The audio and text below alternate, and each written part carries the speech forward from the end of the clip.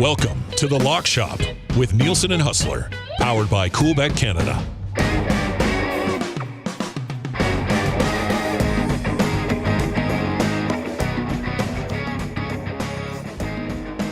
What's up, Lock Shoppers? Happy Friday. Welcome to the program. It's our favorite one of the week, NFL Best Bets. Week 15 in the NFL. There are no buys. Everybody's in action. Big games on the slate and some absolute beauties. We're going to get to all of those over the course of the next 45 or 50 or so here on Edmonton Sports Talk. Of course, we're brought to you by our partners at Coolbet Canada. If you haven't played at Coolbet before, what the heck are you waiting for? Use the promo code LOCKSHOP on your first deposit for a 100% bonus up to $200. And you can play in the sports book, and you can also join us next Tuesday for the next edition of the Lock Shop Poker Series. 8 p.m. Edmonton time, 9 p.m. here in the Peg. It'll be real fun for us in Winnipeg because we got a Jets-Sharks game starting at 9:30 that night. So a little bit of poker and hockey on the slate as we head into the holiday season. You're going to want to download the Coolbet Poker app for that. Just click on Poker, download the app, and then get in there, go into tournaments, search Lock Shop, count yourself in, and get ready to have some fun with us on Tuesday night. Dusty, back on a temporary DL.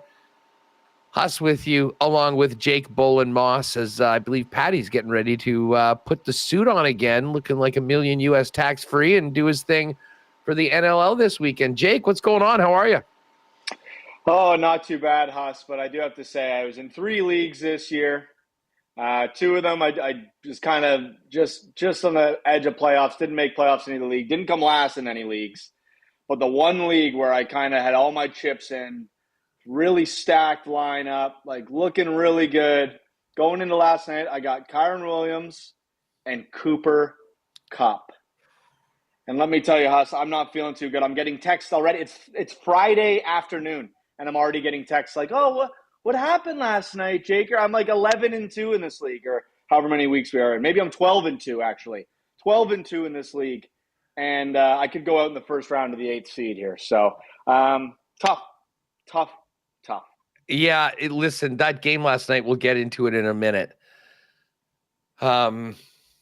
Big win for the Rams. I did have the Rams money line, which was nice, sort of salvaged the night. We obviously played our prop that included Cooper Kupp. So much like your fantasy team, we got skunked on that. And listen, I was at the Jet game last night. So I was in the intermissions. We were in the bar there kind of watching. It didn't seem like much was happening at all. I mean, this was the Pat Gregoire Thursday night field goal special, because other than that, there was not much offense whatsoever. And I'm in the playoffs too. I almost got sucked in at the end by people saying Deebo Samuel's going to have a huge game tonight, because he's been on the bench the last couple of days. I said, no, you know what? I can't count on him. He will not be in the lineup. And he got a grand total of 1.9 points. Brock Purdy, 142 yards and a pick. I mean, it was a disaster. Anybody outside of Puka Nacua, for the most part, bit of a disaster fantasy-wise. But that being said, a huge win for the Rams. I mean, the one thing that we can be happy about, if you jumped on with us yesterday, is those Rams futures. And again, we talked about it. Do we like them at plus 155 for the division? Or is it plus 145 to make the playoffs? And I thought, just because, a win last night gets them to 8 wins, there's no guarantee that the Commanders take care of their business. So there is a possibility that even if they aren't able to win the division, they could get to 10 wins and be a wild card. And I did see the NBC playoff probabilities after the win, they moved to 50%. So listen, if you can be on plus 145 with a 50-50 chance, you'll take that every time.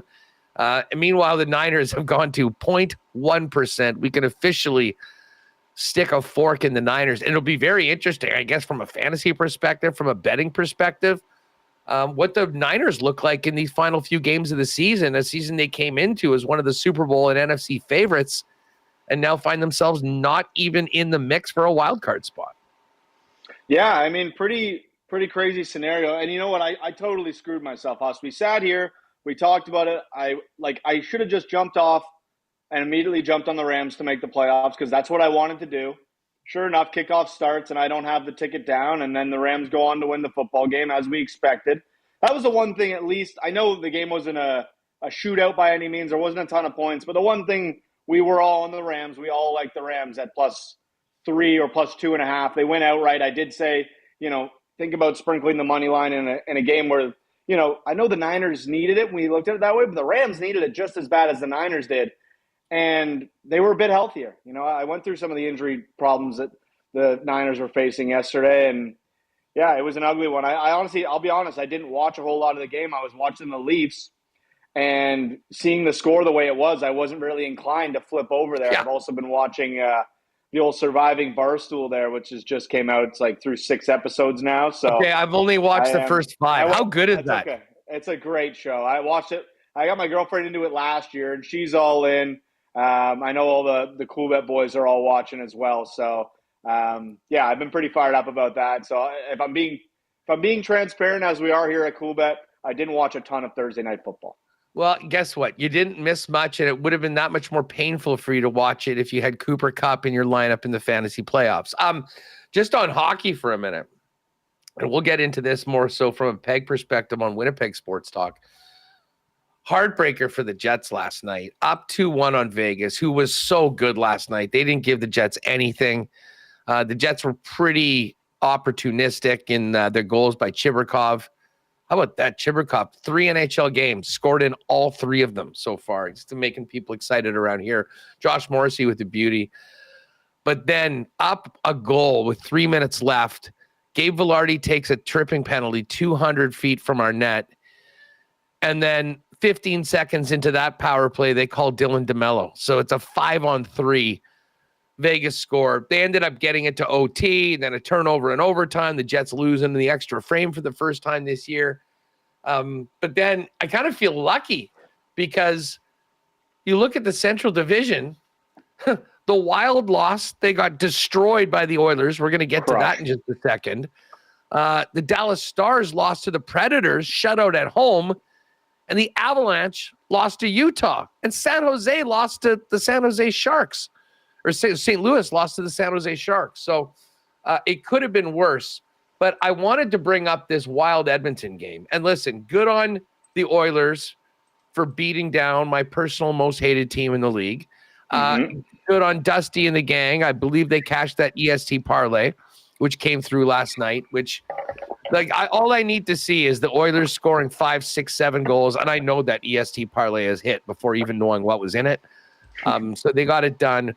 But listen, for all of you Edmonton fans and lock shoppers that remember my rants last year about the biggest rat in the National Hockey League, Ryan Hartman, you got a chance to see it first up last night with the absolute, just one of the sneaky, cheaper hits you will see to an unsuspecting player in Evan Bouchard, hitting him into the net, smacking his head. Hopefully Bouchard will be okay.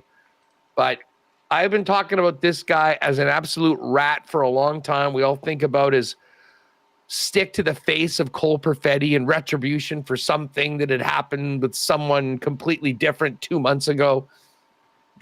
I cannot stand that team. I cannot stand that guy. Thank you, Oilers, for humiliating the Wild in their own barn, and may retribution come to Ryan Hartman for yet another cheap shot on a talented player that didn't deserve it. Yeah, it feels like we all got one of those teams where we just can't stand them. Like Boston, I cannot stand Boston. I can't stand their fans. I can't stand when the Leafs play in Boston, having to listen to that damn goal horn, Marchand and Pasternak. It's just... And I know they're not having as good of a season, which is nice, but there's still a possibility. You must have loved that Tuesday nighter. You must have loved that Tuesday nighter here in the Peg. Oh yeah, big time. 8-1. We've talked about it. I got Helly on my fantasy hockey team. Like, he's been my guy. To see that 8-1 go off, no sweat win with some pretty good stats. Even last night, his stats weren't horrible. He saw, I think, 36 shots. He was awesome last night. Just obviously unfortunate with having to go to OT and then losing OT with Vegas. But it was while we're speaking about gutless punks in the NHL, Ryan Hartman at the top of that list, I can tell you that Trent Frederick is very close here in Winnipeg. As the Bruins were getting humiliated by the Jets, Trent Frederick decided that, he would send a message. He would, do something, and he goes after challenges and knocks out David Gustafsson, a young Swede playing in his third game of the season, never had a fight in the National Hockey League. And I don't know. I think there's a different version of the code in Boston, maybe than some of the other cities. But that's Boston's favorite thing to do, Huss. They get down in the game and they just immediately go to the cheap stuff because that's how they think they can beat you. It's ugly. It's ugly. Well, Smitty the Welder says cheap shot. He hardly touched Bouchard. I mean, sometimes you don't have to do that. It's a dangerous play. Head into the post. Listen, Ryan Hartman's not getting the benefit of the doubt from me. I'll tell you that much. And if you want to say, it was just an accident, go for it. Be a sucker. This guy is the rat king of the National Hockey League. And just be thankful that it wasn't worse or it wasn't on someone wearing 97 or 29, although Bouchard's a big time player for the Oilers, and you hope that he'll be around. Our Matthew favorite guy, Tkachuk, Matthew Tkachuk is in the chat. Matthew Tkachuk, I didn't see a problem with Ryan Hartman. He seems like a swell guy. Thanks, I haven't Matty. seen Matthew Tkachuk in a while, since the playoff series there, but good to see him back stirring it up in the chat. No doubt about it. All right, we've got a lot to get to today. We've got to get to our favorite bets of the week. We got to put some house callers together. I know Dusty put a big teaser together. I did hit a nice 5-game teaser last week, actually.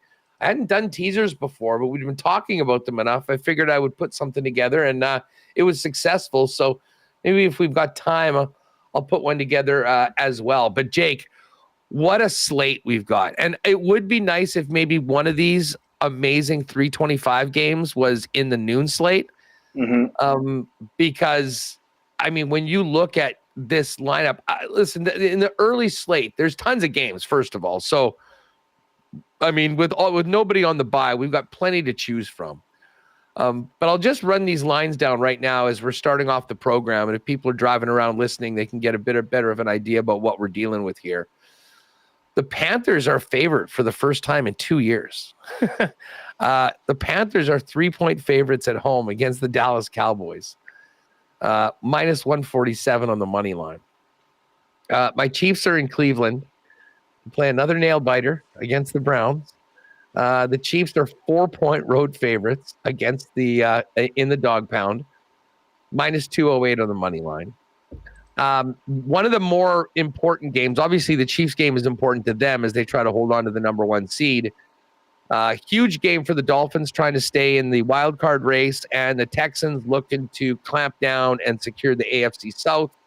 That game is in Houston. Texans are getting 3, or a 3-point favorite, I should say, minus 154 on the money line. The Dolphins plus 130. The Jets, Jags. You want to talk about a game you don't have to worry about? This is it. Jets 3-point favorites at minus 118 in Jacksonville. Of course, looks like we got Mac Jones again as Trevor Lawrence is out. The Commanders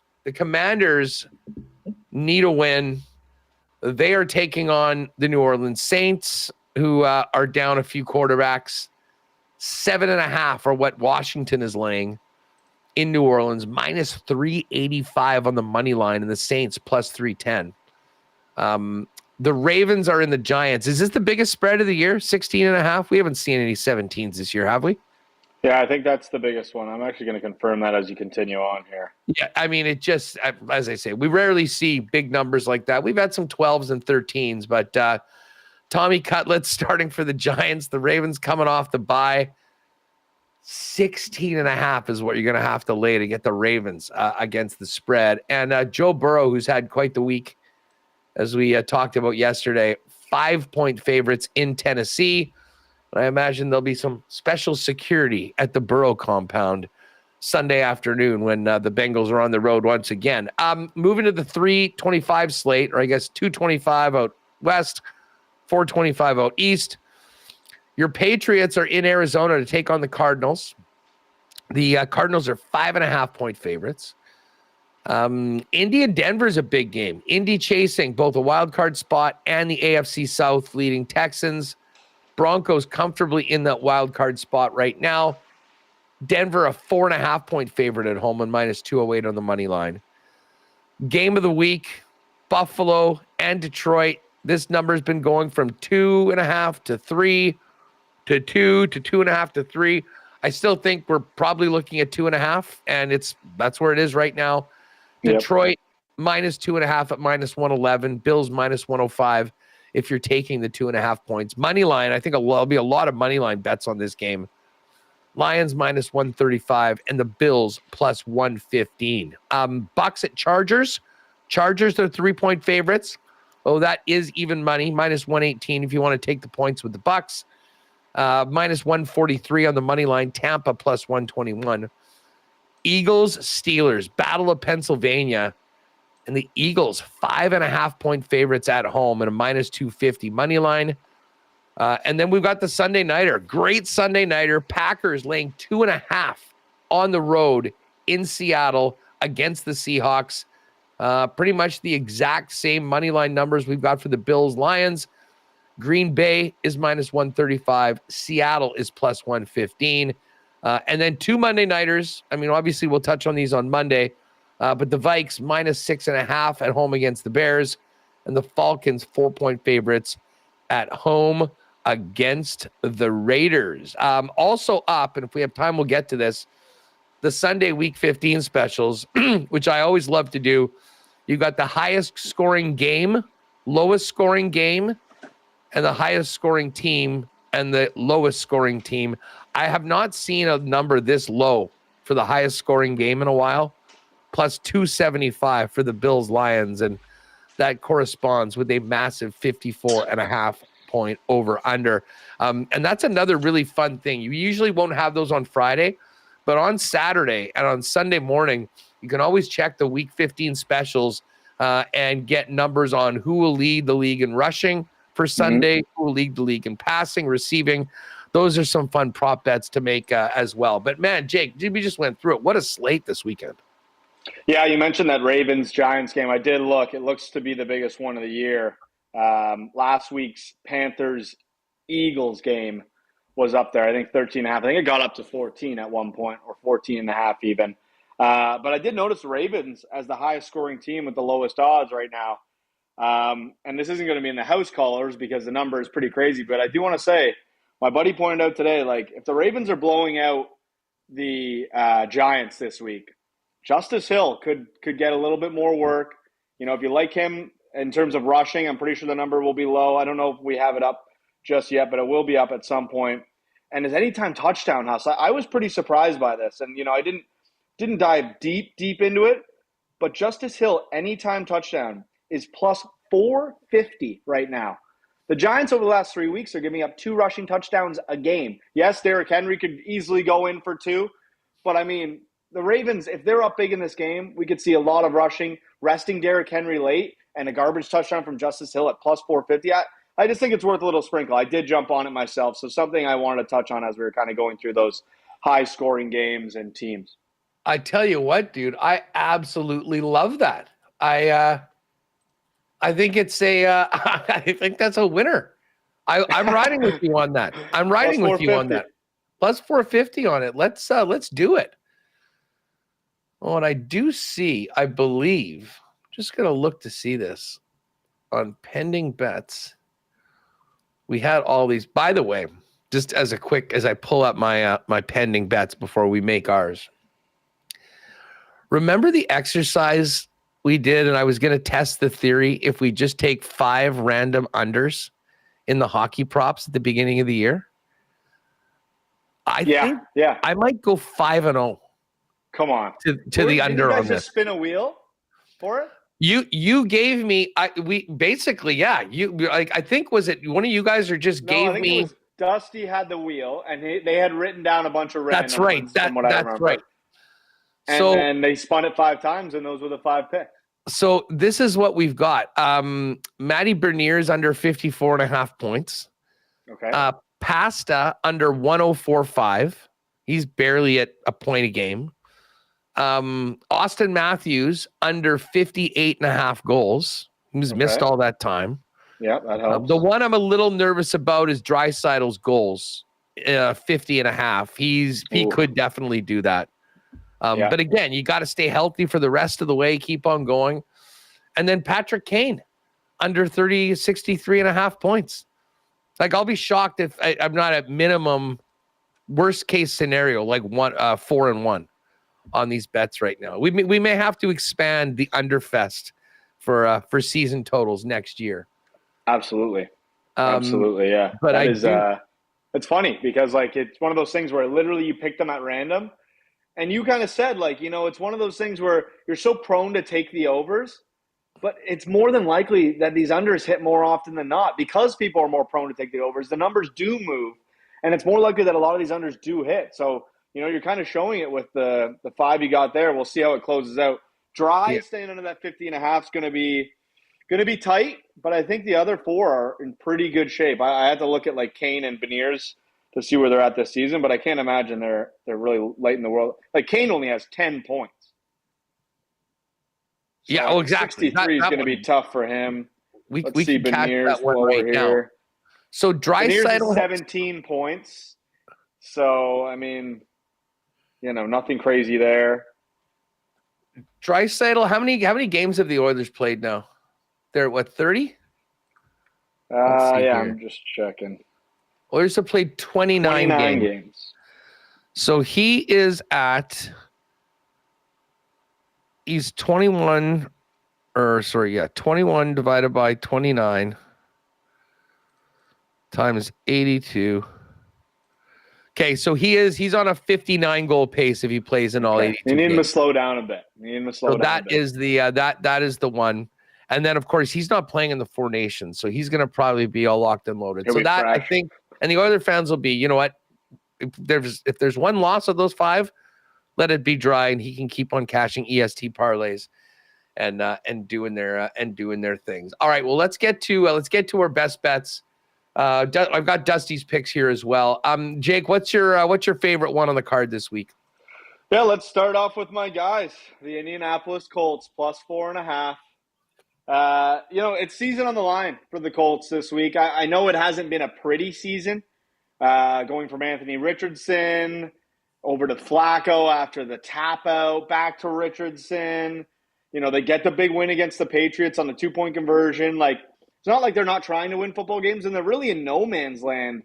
If they lose this week, it's kind of going to be like middle of the pack pick, not make the playoffs. So, I don't necessarily know if I'll be sprinkling the money line on the Colts, but at plus 4.5, I don't mind it. Richardson is 5-0 straight up and 4-1 against the spread after failing to cover in his previous game. I believe they are also coming off the bye, and so is Denver. So not a huge advantage there.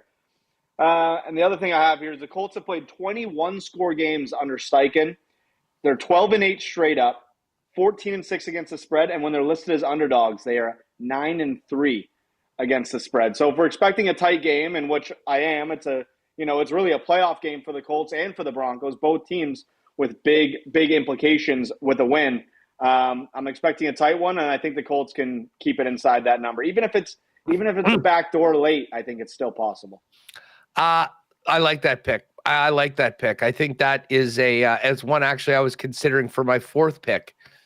I am going to start off with a game that I mean, I love this spot for Tampa going in to play the Chargers in the state that the Chargers are in right now.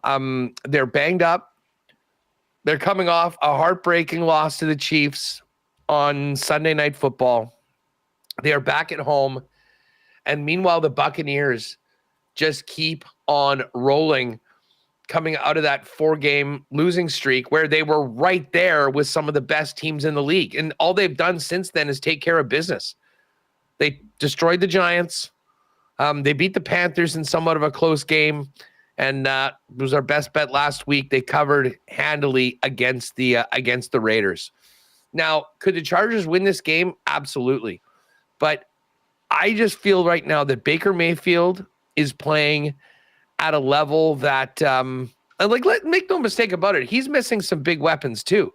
I mean, no Chris Godwin is really significant, but you got Jalen McMillan. He seems to be very productive right now. Mike Evans is back. They've got 2 running backs that are able to move the football. And if you saw the Chargers last week, with the exception of about a 10-minute period in the third quarter where they went down the field and scored 2 touchdowns, this has been a sort of a tough run for Justin Herbert. He's apparently dinged up from the game. I mean, he'll obviously play, but I don't think he's at I don't think he is anywhere close to 100%. And he really has his hands tied behind his back right now because he just simply doesn't have the weapons. And I think this team is going to be scary next year. Like if they're able to, whether it's draft a top receiver or add 1 or 2 guys in free agency, like Josh Palmer and Quentin, I mean, these guys just are not elite game breakers right now. Their quarterback is. They were missing their tight end last week. And they play a lot of close games too. I mean, I guess that's the other thing. So to get 3 points with Tampa, I wouldn't be surprised if Tampa wins this game outright, Jake. But I do like Tampa plus the 3.5. I think this is going to be a real close game. And I mean, obviously the Chargers can win this game, but I think that if they do win this game, it's still really close and probably a 3-point game. And then maybe it's a push. Yeah, that was the one thing for me with this game. I considered Tampa, the +3, but I was worried too much about kind of betting with my heart. I do have the ticket on Tampa to make the playoffs at like 3-1. So I'm kind of sitting there and I'm looking at their schedule, Huss. Of their last 7 games, this is their toughest test. I mean, they had the Giants, the Panthers, the Raiders, Chargers smack dab in the middle. Then they get the Cowboys, who, by the way, are underdogs this week to the Carolina Panthers. Then they get the Carolina Panthers again.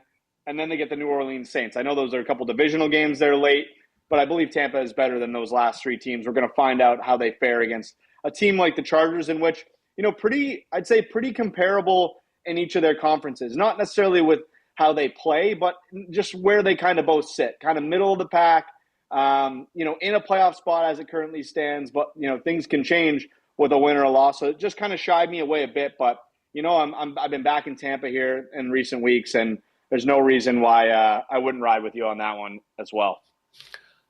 So we've got the Bucks in at +3, and just looking at Dusty's pick, he likes Tampa as well. So we'll put in Tampa as a strong potential for the partner parlay. Well, especially if we can get it to 3.5, Huss. I don't mind. Well, yeah, I mean, I think that's what we do. I've got another possible pick on mine, but something that I'll be putting on, which is just a 0.5-point adjusted line of a team that we've been talking about. Where are you going with number 2? Okay, number 2. This is what I'm calling a double happiness play here. I'm taking the Cardinals at -5.5. And it's another one of those games, season on the line. Like, this is kind of how I've been betting down the stretch here. Like, who needs wins? Who's going to play like they need a victory right now? And the Cardinals have lost 3 in a row. They're in a tough spot right now. They're slowly losing grip on the division. Like, they lose this week, they're done. This is it. Like, they need a win, and against teams like the Patriots, this is when you picked up those wins. So one of those things where I kind of want the Patriots to lose. They're in a really nice spot to get Travis Hunter, which I talked about yesterday. A couple teams ahead of them in the draft right now are likely looking for a quarterback. Travis Hunter available. I don't think the Patriots will need a quarterback the way Drake May's played. Cardinals this season as well against bad teams, and I'm calling bad teams that are currently below 500 through week 14. They're 4-0 straight up and against the spread. They beat the Dolphins. They beat the Jets. They beat the Niners, who, believe it or not, are under 500. And they beat the Bears pretty handily as well. And Kyler, he struggled against his own division, but in non-divisional games, he is 33-19 against the spread. So, going over to the AFC conference, it's going to be a home game for the Cards. I think they can take care of business against the Patriots, kind of get back on track, because they're also another team, Haas, that's kind of in that nowhere land. If they went and lost to the Patriots, they're not going to end up getting a really good pick in the draft. So it's like, well, what do you do in that scenario? You'd probably just try to go win a football game, and if you can win it handily, it probably helps going forward in the last few weeks here. So I'm going to take the Cardinals at 5.5. it's a lot of points, and they haven't really been good down the stretch. But I think it's one of those spots where it's a get right, and it's a, give yourself some hope with 3 weeks to go here in the regular season. Oh, you're muted, Huss. Sorry, I was considering taking the Saints. I just think that the Commanders are, a team that are maybe a little overvalued right now because of the great start of the season. But holy smokes, I'm looking at the Saints. Derek Carr is out, left hand and a concussion. Alvin Kamara did not participate in practice. Juwan Johnson was limited. They've got some injuries on the defensive side, and our guy Bub Means is already out. We know that Olave is on the IR right now. I think that ends up having to be a bit of a stay away game. I'm just pulling up I guess Trevor Lawrence is on IR right now, so he's not even a possibility. They've got 2 guards that were limited in practice. Both their tight ends were there. As far as the Jets go, Devontae Adams, Breece Hall. I mean, how do you even read this game with all of these guys not in practices right now? I mean, I would think that if it's Rodgers versus Mac Jones, I could see this being a game that the Jets actually go out. I mean, Rodgers hit Garrett Wilson and Devontae Adams. Both of those guys had like 15 to 20 fantasy points last week. We know what happened at the end of the game. They still found a way to lose, and somehow the Dolphins actually get to the -6 for a push if you had it. But to me, I mean, Jacksonville is just so done, but so are the Jets. And if you don't have those guys, I mean, it's such a hard game to really touch on. Wouldn't it be so Jets, though, if they come out and, crush the Jags, and it's like, maybe this could work. Like, they're already getting ready for next year as if beating the Jags is anything. But if they crush them, right? Like, people are like, oh, look, after last week, like you said, Garrett Wilson, Devontae Adams started to look good with Rodgers. Then if they crush the Jags this week, it's like, oh, wow, let's get excited for next season. And then sure enough, they'll be the Jets again. But, I mean, I scroll past it many a time. I don't think I'll be on it. I might play a prop or something, if I want a piece of the game. But I don't even think it's worth having a piece of the game. How many times are we going to see it on the red zone? Hopefully never is what I'm hoping for. Yeah, it might basically be last night's game just minus a couple field goals, maybe 9-3 or something like that. Well, I'll tell you what, my next pick, and I like this to get in right now on it because I could see this getting back to 3 at one point, but I'm going to take the Packers in the Sunday nighter in Seattle at -2.5. This race in the NFC North is so good right now. Now, obviously, the Packers are now significantly back of Detroit and Minnesota, but I really don't see them taking their foot off the gas. I mean, they can be, and in all likelihood, will be the 6th seed, which means that they're playing the 3rd seed. But again, you're talking about either the Seattle or whoever wins the NFC West or Tampa, who's most likely going to win the NFC South. It's a very, very different story than playing the Philadelphia Eagles in the 2-7 game, assuming that Detroit or whoever wins the NFC North is going to get the number 1 seed. Listen, I've been with the Packers all season long. I think that, Jordan Love has the ability to take over games. We saw what he did in the playoffs last year. I think he's going to continue to just get better as we get closer to it. And to be honest, I really feel like the Seattle Seahawks are maybe ready for a little bit of a market correction after a pretty good run that they've had as of late. So 2.5, I'll lay the points and take the Packers for my second pick. And the Seahawks loss, I'll just mention that as you look for Dusty's next. A Seahawks loss sets up that NFC West real nice. It's exactly what you want. If you jumped on the Rams to make the playoffs plus 145 or even to win the division, what you need this Sunday night is a Packers win. Yeah, well, listen, and just for fans, even if you have no skin in the game, I mean, it would be nice to see some meaningful games in the last couple of weeks of the season. There's the potential that isn't the case, but a Green Bay win will make that last wild card pretty interesting. And of course, the NFC West. Dusty's on the Dolphins. He likes Miami +3 at Houston. Man, this is a tough one for me. I mean, Houston is coming off the bye, which I think will really help them. Miami dodged a bullet last week, coming back and winning that game in overtime. I'm staying away from it, but Dusty is in on the Dolphins at +3. What's next for you? Dolphins got a long way to go too. 12% chance of making the playoffs. I mentioned the Cardinals earlier. They're 11% chance. Like, hey, if you're thinking this is one of those games where it's like, okay, Dolphins, like now or never, then I can understand the reasoning behind Dusty there. I got to say one thing. Rod Z's like heavy in the chat right now. I feel like he's just throwing out stats to go against what we're saying. I talked a bit about the Jets, and he's like, bet on Doug Paterson in home games after having lost 5 or 6 out of their last 7 games. Peterson's record as a coach of Jacksonville, 5-0 against the spread. Just some pretty crazy stats from Rod. He also said, friends don't let friends bet the Jets. Don't worry, Rod. I'm not betting the Jets. Is just a funny thought I had about how that game could look. Next one I'm going to us. This is probably the most predictable pick. I do it every single week. Every time we get the opportunity, I take Mike Tomlin as an underdog, and I bet against the Eagles. It worked for me last week. I bet against the Eagles, and they damn near lost outright as 14-point favorites. But +5.5 with the Steelers is where I'm going here. I just can't. I don't know. It feels like I'm just on here as a broken record. I sit on here every time Mike Tomlin's an underdog. I say, hey, guys, bet on Mike Tomlin as an underdog. Because not only does he cover these games, he tends to win these games. So, you look at his record, 64, 35, and 4 against the spread as an underdog, 65% clip. The Steelers are 5-0 straight up and against the spread when listed as underdogs this season. And listen to this stat. This is not necessarily the underdog stat, but something I came across that I thought was pretty crazy.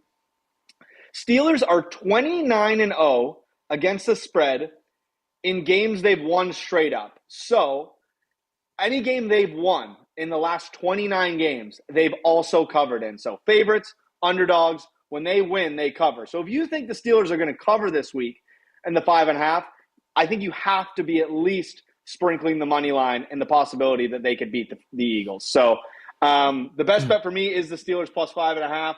I'll probably play it on the money line as well. I just love Tomlin as a dog. And I was the guy who used to bet against Tomlin, and I was just fooled every single time. I've flipped. I've come to the right side, and it's worked out for me this season. Well, listen, I think you might be hearing that again in a little bit. My next pick, I'm not going to shy away from it. I'm going to this Buffalo-Detroit game. And I will admit, coming into this week, I really felt like I was going to be picking the Bills. I thought that this would be the game. In fact, I thought that I would be cheering for Detroit because obviously I want Buffalo to lose. And I mean, my interests involving Kansas City and getting that number 1 seed, a loss for Buffalo would be beneficial. They got that loss last week. Now, coming out of that game, I'm like, man, you put up 42, you lose. This is perfect. Now I can go in and I can back Buffalo against Detroit, hoping that the Vikes can get a little closer and make up that ground. But the more I think about this game, it comes down to a couple things.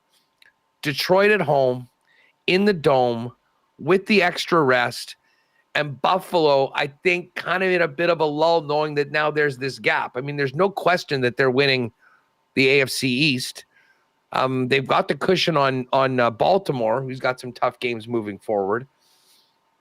And, man, Detroit just, like, if the Rams were able to put up 44 against Buffalo last week, right? What does Jared Goff and this Lions offense do in this game? Like, the most fun bet probably of the week is just going to be over 54.5, to be perfectly honest with you. But the more I think about this, I'm not going against the Lions at home, even with how great Josh Allen and the Bills have been this year. Give me the Lions at -2.5. I know Dusty didn't want to touch that game. I'll do it for him and take Dusty's Lions for my third pick. And while we're at it, speaking of third picks, he's going to pick against my team, the Kansas City Chiefs. He's taking the Browns +4. Listen, I can't really say. I mean, listen, would I be backing Jameis Winston against Patrick Mahomes? No, but the Chiefs have not covered in 7 straight games right now. They have, and it's been well documented, an unbelievable knack of winning, but making it as close as humanly possible. And I don't rule that at all out. That's a big stay away from me. But Dusty's in on the Browns at +4. One final pick, Jake, before we make our parlays. What do you like? Yeah, I just want to make a note on the Lions and Bills. Those are two heavy public teams. I'm interested to see how the money goes kind of going into Sunday because both those teams are heavy bet by the public almost every week. And the Lions do a lot of good in covering. The Bills actually have been pretty good covering this season outside of last week. But I was just looking here. Goff, on extended rest, has covered in 8 straight games and is 15-4 against the spread since 2020, the best mark in the NFL. So a little bit extra rest for Goff. I don't mind the Lions in that spot. And like you said, Huss, the Vikings and the Eagles, more the Eagles than the Vikings, are breathing down the necks of the Lions. The Lions don't have a lot of room for error. The Bills are kind of in a spot where you're like, okay, we hit the 3-loss mark. How many more losses is Kansas City really going to have? You know, you're probably expecting a 2 seed, and you're still okay with that. You're going to get home games up until you got to go to Kansas City. So, a little bit more sense of urgency, I'd say, for the Lions in this spot. Now, I know we don't usually do this, Huss. I wasn't in love with a lot of the Sunday games. So if you don't mind, I'm going to go to a Monday game for my last pick. Stick with kind of the theme that I've been rolling with. If there's ever a time for these guys to get off the mat, I thought it was going to be last week. I had them last week, and it didn't work out. Falcons -4 against the Raiders. If you can't beat the Raiders by more than 4 points, then it's time to call it the season. Maybe it's time to see Michael Penix Jr. because this has gone from bad to worse for the Falcons. I mean, they were cruising. They had 2 wins against Tampa, sitting pretty at the top of that division, and all of a sudden they rattle off these loss after loss after loss. Tampa wins a few in a row, and all of a sudden you're looking up at the Buccaneers, and you still have 2 head-to-head wins in your back pocket. The division is not out of sorts just yet for the Falcons, and this is going to be one of their easiest games of the season. If they can't go get it done in this one, I don't know. I can't back them. They're a shit list if they can't cover at 4 this week because I keep getting on them thinking they're going to bounce back. And even last week, I mean, you were at the game, Huss. Like you said, they were in it till the third quarter, and it kind of just blew right up with them. Like they were right there with a team that is at the top of the NFC right now. They were down 8. They got the ball and went down quickly, scored. Bijan had the octopus. They got this 2-pointer, and it was 21-all. And I'm like, oh my God, this is going to be a hell of a finish. And then Sammy Darts just went nuclear, and bang, bang, bang, it was over. And it was a complete laugher in the final 5 minutes of the game. I'm sort of with you. I'll be honest. My next pick was going to be last thing, Huss. This isn't out of the question for the Falcons either. They have 4 relatively easy games. They do have to play at Washington, but they got Vegas, the Giants, and the Panthers to finish it off. They got a Washington game in between there. Like, it can still be done. The season is not dead for the Falcons yet. They have to win this week.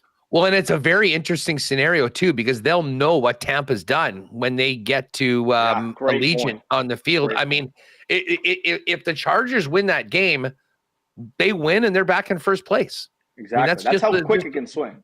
Wait, for sure. So as bad as they've looked, it can turn around quickly. I mean, I do like the Bucs, and I think they got a good chance maybe of winning that game outright. But either it's going to be you have to win this game to stay alive for all intents and purposes, or win that game and you can be in first place. So I'm sort of with you. I think that Kirk Cousins stretch of 4 games with 0 touchdowns and 8 picks maybe comes back to a much, much better spot right now. And I mean, in a lot of ways, this could be Kirk's last stand if he doesn't get it done. They are going back with them. I love the Vikings in the game on Monday night. But again, we'll pick that on it. We won't want to put the Monday nighters in any parlays because we want it to happen on Sunday. So for the sake of our picks, I'm going to do it. I'm taking the Panthers at -3. I put it this way. I'm going to be putting it in a parlay or two at 2.5 at -123. For the sake of the picks right now, I'll just take it as the -3. Listen, Carolina has some real momentum right now. They're playing much better. They've been in games. We saw what they did with Kansas City. We saw how tough they played Philly last week. Now, sure, our teams may be overlooking them or taking them lightly. Maybe. The Dallas Cowboys can't afford to do that at all. But I think the Cowboys are broken. I mean, when you look at, the fact that they're playing on the short rest, you saw how that game ended. Micah Parsons, getting the block and then them screwing it up. I mean, it seems like they just want this thing to be over. And I'll tell you what, Bryce Young is slinging it right now. I can't believe this. I'm actually considering potentially starting Bryce Young in a fantasy playoff game, fresh off the waiver wire. And I will be playing Adam Thielen, who has been money since coming back off of the IR. This is as much a fate of the Cowboys as it is a bet on the Panthers, but I'm actually pretty bullish on the Panthers. I think it is hilarious that they're favorites for the first time in 2 years. But honestly, they should be. I think they win this game. It's probably 3-4 points. That's why I'll take it to 2.5 on any other parlays. But the Panthers at -3, my other selection for this week. And we won't spend much time on this because we talked about it before. Dusty doesn't care. He is rolling with the Commanders -7.5 against the decimated New Orleans Saints. So there's our 4 best bets each. Before we get to house callers, what are we thinking for the partner parlay, Jake? Well, I just want to say one thing on the Panthers. I've been loving them the last few weeks here. They've been playing like a lot better football, like really impressive stuff from what they've done. I think you could argue the Panthers have something in Bryce Young, and that does set them up a little bit more. If they truly believe that, it sets them up more for a top pick in that draft. A Panthers win would be great for me. It kind of slides the Patriots comfortably into that number 3 pick slot. We'll see what happens with those other 2 teams and the Giants and the Raiders, but I'm going to imagine both those teams are losing. So if the Panthers win, I'd feel a lot better about that too. I do also want to shout out my guy, Rod Z. He did roll out a Colts stat. Bet on Shane Steichen after allowing 375 or more total yards in 2 consecutive games. Steichen's record as a coach of Indianapolis, 6-0 against the spread. There's one for the Colts. Appreciate you, Rod. And he also has one against Vegas. Bet against Las Vegas off a road loss by 14 points or more. Vegas record since the 2023 season, 0-5 against the spread in that spot. So shout out Rod Z. I appreciate it. He said I was not searching against you. I know you weren't, Rod. I was only teasing. Hey, Rod, I think the week that we've had after coming through with our additional picks on the partner parlay on Tuesday, the team is together, the team is unified, and we are ready for Sunday. Speaking of that, I know it was your first pick. It's Rod Z approved. Indy plus 4.5 for the partner parlay. I don't know if you saw Patty sent over the clip. The Colts super fan does this video every week, and he just said Colts by 1 million. So it wasn't. Dusty wasn't against it. I have the Bucks already in here at 3.5. So if we add the Colts to 4.5, that gets us to plus 228. We're 1 pick away. I think for the sake of the other guys that come on this show, probably keep Bills Lions out of it, right? Out of fairness to them. Yes. I don't hate the Packers. One of your picks. I don't hate the Steelers was my other pick, although I don't want it to all be on my shoulders because that'll be a heavy Monday show. And I'm taking vacation. It'd be a real move from me to jump out of here and have 2 picks on the partner parlay and go, oh, see you guys later. What did Dusty have that you didn't mind? You weren't sure on the Dolphins, right? Well, I guess he had the Bucks.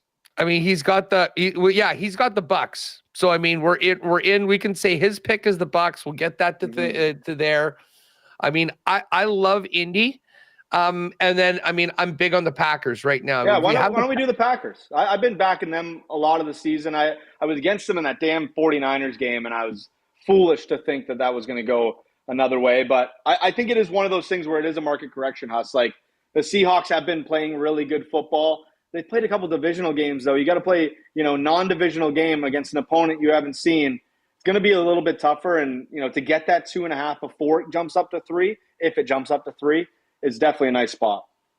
Okay, so mark this down. Pre-boost plus 516. Mm-hmm. Colts plus 4.5. Tampa plus 3.5. Packers minus 2.5 for the partner parlay. Yep, I got it down. I've got it ready to go. So I'll get that up in the combos.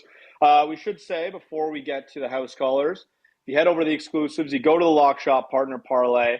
We do have a ride with Dusty. He put this together this morning on the Nielson show before, he's going to rest his voice now. He's got to call some games on the weekend. This is what he's got. 6 games all teased here. Dolphins plus 9.5, Bengals plus 1.5, Cardinals plus 1.5. That was one of my picks. He does have the Broncos plus 2.5, but there's a good middle there for Broncos and Colts. Steelers plus 12.5, which is crazy to get it up that high, and the Vikings on the money line. That's paying 5-1 right now. 6-team.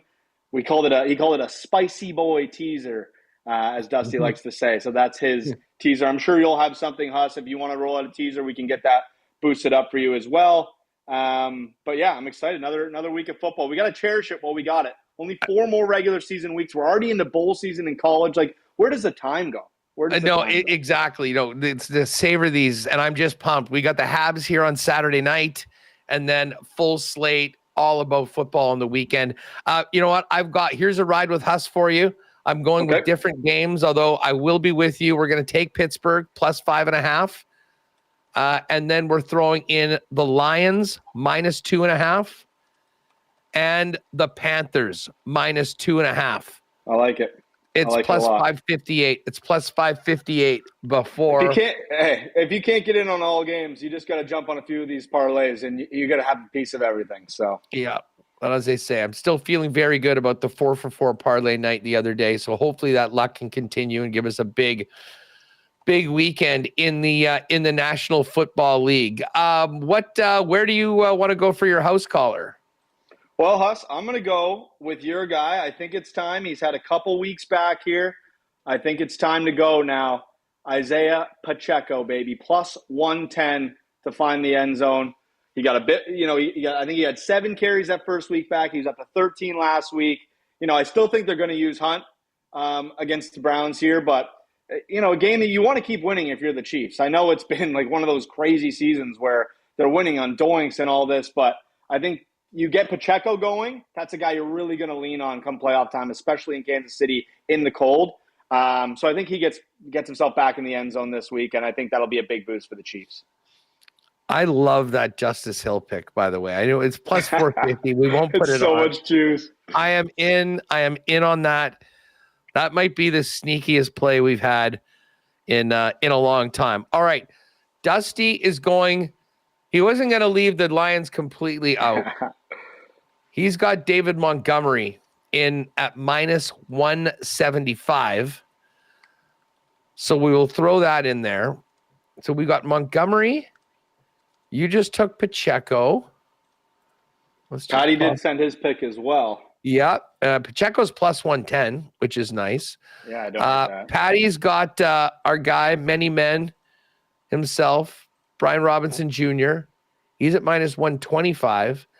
And, I guess we're all on running backs here this week, eh? Well, you know what? I'll add one too. And listen, I'm going to put my money where my mouth is on this Panthers game and take Edmonton's own Chuba Hubbard at minus 161 to get into the end zone against the Dallas Cowboys. So Montgomery, Pacheco, Brian Robinson Jr., Chuba Hubbard ends up at plus 863 before the boost. We'll get that to over 9-1.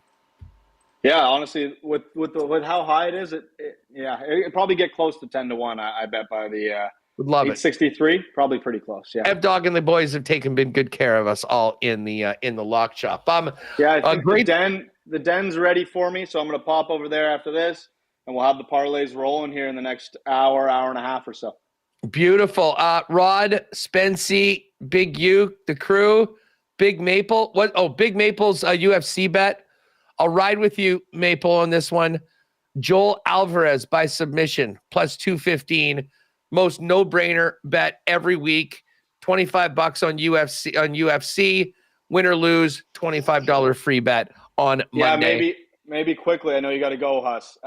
Win booster for the NHL and NBA is live now till Sunday. You can get a 25% win boost there. We have the bet and get with football. I believe it'll work for the bowl games as well. Bet 30, get 15. Check out the Christmas calendar. Today's offer is NBA parlay insurance. You take 3 legs, and if one of your legs loses, I believe you get that money back, whatever you bet on the NBA parlay. So check that out. It'll be a new offer every day until Christmas Eve.